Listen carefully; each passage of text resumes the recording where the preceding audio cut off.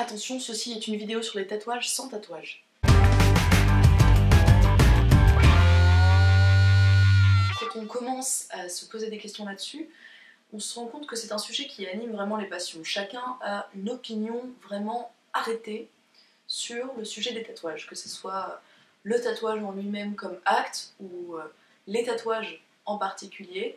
Et en fait, étrangement, tout ça m'a fait réfléchir sur un sujet beaucoup plus large qui est qu'est-ce que c'est que d'être humain. Et pour que vous compreniez comment j'en suis arrivée à penser à tout ça, je vais peut-être vous faire suivre avec moi le fil de ma réflexion. Ma mère m'a toujours dit, enfin, quand on commence une phrase par « ma mère m'a toujours dit », ça fait très bizarre, ça fait comme si ma mère avait décidé de me dire que cette phrase et qu'elle me l'avait dit 100 fois. Non, je sais pas combien de fois elle me l'a dit, mais en tout cas, ça m'a marqué. Elle m'a toujours dit « ton corps, c'est tout ce que t'as ».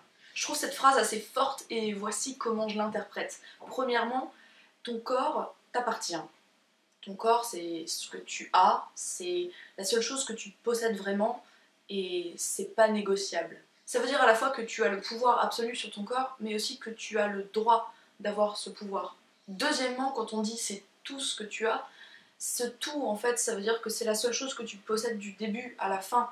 Parce que tu possèdes d'autres choses, mais ces choses-là ne sont pas aussi durables et aussi importantes. Fondamentalement, ton corps, c'est tout ce que tu possèdes pendant toute ta vie. C'est la seule chose qui est à toi tout le temps. Et puis d'un point de vue beaucoup plus pragmatique, c'est aussi la condition sine qua non de la vie.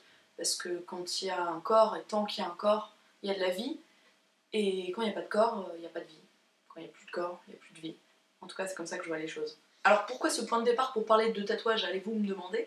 Parce que je fais partie de ces gens qui pensent qu'il n'y a pas d'esprit sans corps. C'est-à-dire que selon les croyances, les gens ont des opinions différentes, mais moi je me situe là. C'est-à-dire que pour moi, l'esprit, c'est pas qu'il n'existe pas, mais c'est qu'il fait partie du corps. C'est un peu la partie invisible du corps, rien de plus et rien de moins. Donc tout ce qui constitue notre esprit, nos expériences positives, négatives, nos souvenirs, nos croyances, nos désirs, nos fantasmes, nos regrets, nos remords, tout ça est stocké dans la partie invisible du corps. La partie invisible correspondrait donc à ce qu'on est, et la partie visible serait juste ce à quoi on ressemble. Et cette partie visible, en fait, n'a pas de sens. Le corps, visuellement, n'a pas de sens. Les mains, les pieds, le visage, la couleur de la peau, la forme des fesses ou du nez, tout ça ne représente pas ce qu'on est. Ça ne signifie rien sur nous. Il est fini le temps où l'on croyait pouvoir lire la personnalité de quelqu'un en regardant les traits de son visage, les grandes encyclopédies qui disaient grand front, attention, quelqu'un de volontaire, etc. Je pense qu'on a un peu dépassé ça, et maintenant on peut se mettre d'accord sur le fait que notre corps est juste ce avec quoi on est né, et qu'on a assez peu d'influence dessus, et surtout que ça signifie rien sur ce qu'on pense ou sur ce qu'on est. Par contre, toutes les modifications de notre corps sont, elles, porteuses de sens, ne serait-ce qu'un sens social, c'est-à-dire l'appartenance à un peuple, à une époque. On entend souvent des gens qui prônent le naturel et qui méprisent la superficialité, mais j'ai l'impression que ces gens oublient quand même le fait que l'humain, en tant qu'animal social, a depuis longtemps fait une croix sur le naturel. C'est-à-dire que les modifications académiques du corps, comprendre se couper les cheveux, se raser, s'enlever les points noirs peut-être, s'épiler, enfin toutes ces choses-là ne sont même plus considérées comme des modifications. Mais en vérité, elles sont des modifications qui correspondent à notre état social. On vit dans une société où les gens se coupent les cheveux. Et une personne qui se coupe les cheveux ne va pas considérer qu'elle fait des modifications corporelles, et pourtant c'est le cas, c'est-à-dire qu'on n'est plus à un état complètement naturel, on a accepté une certaine partie, une certaine dose de modification du corps qui correspond à ce qui est normal dans notre société. Donc si on y réfléchit, même sans être passé par la case tatouage, piercing ou ces trucs qui sont considérés généralement comme des modifications corporelles, finalement on a déjà décidé de modifier notre corps pour correspondre à notre caractère social. Petite note, essayons de ne pas opposer absolument social et individuel, ce qui serait pour moi un non-sens puisque la composante sociale est absolument essentielle dans notre personnalité. Donc voilà, si tu te coupes les cheveux ou que tu te rases ou je ne sais quoi, tu effectues déjà une modification de ton corps qui correspond en partie à ce que tu es. Mais alors, quid du tatouage ? Eh bien, je pense qu'on sera tous d'accord pour dire que se faire un tatouage, c'est faire passer quelque chose de l'esprit au corps, de l'invisible au visible. En gros, transposer quelque chose de là à là, ou là. Le seul truc, c'est que la matière de l'esprit n'est pas visuelle par essence, donc il va falloir la transcrire, la traduire visuellement. Et là, j'en viens à ce qui est très souvent critiqué. Tout le monde se fait tatouer la même chose. Au début, je pensais pareil, et puis en y réfléchissant un petit peu plus, je me suis rendu compte que j'avais quand même un petit problème avec ça, parce que cette façon de penser sous-entend un jugement de valeur qui est que l'original vaut mieux que le banal. Comme si la valeur d'un être humain ne se situait que dans son originalité. Et je suis absolument pas d'accord avec ça. Parce que chaque humain est un mélange.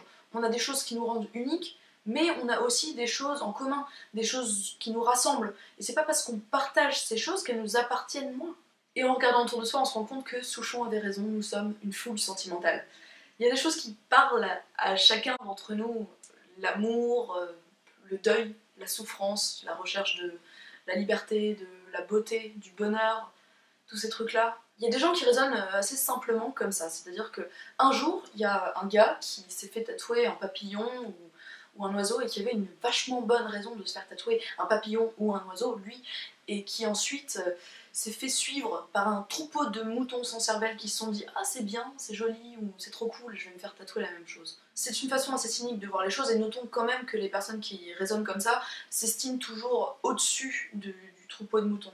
Comme s'il y avait le mec qui s'est fait le premier tatouage, ensuite eux, et ensuite tous les moutons qui font pareil. Mais moi je pense que c'est pas un hasard si tant de personnes se retrouvent à se faire un tatouage de cœur, d'oiseaux, de fleurs, de têtes de mort. Parce que quand on y pense, peut-on vraiment affirmer que ce que ces choses symbolisent n'a aucune résonance en nous?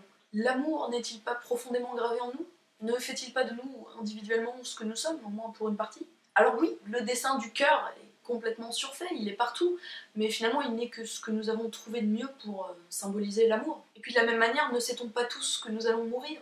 Cette idée n'a-t-elle pas d'importance dans la constitution de ce que nous sommes, de ce que nous faisons?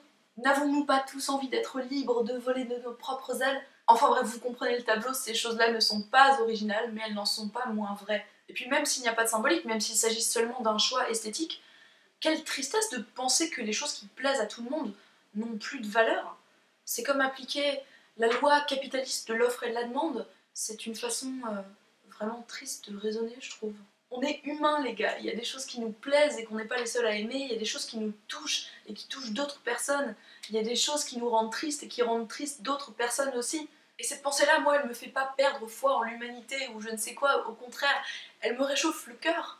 Elle me fait penser que je suis humaine et que les autres gens sont humains aussi, et que même si nous sommes tous différents, nous avons tous des choses en commun et des raisons de se sentir partie de l'humanité. Alors quand on voit une ribambelle de personnes portant les mêmes tatouages, et si au lieu de pester contre le pseudo-conformisme de tout le monde sauf nous, et de se sentir mieux que tout le monde, on voyait les choses différemment, en se disant qu'à l'intérieur de chacun d'entre nous, il y a des choses communes qui constituent une partie de ce que c'est que d'être humain. D'une certaine manière, c'est aussi beau d'être comme tout le monde, parce que c'est pas tout ce qu'on est. Un peu d'humilité, bordel.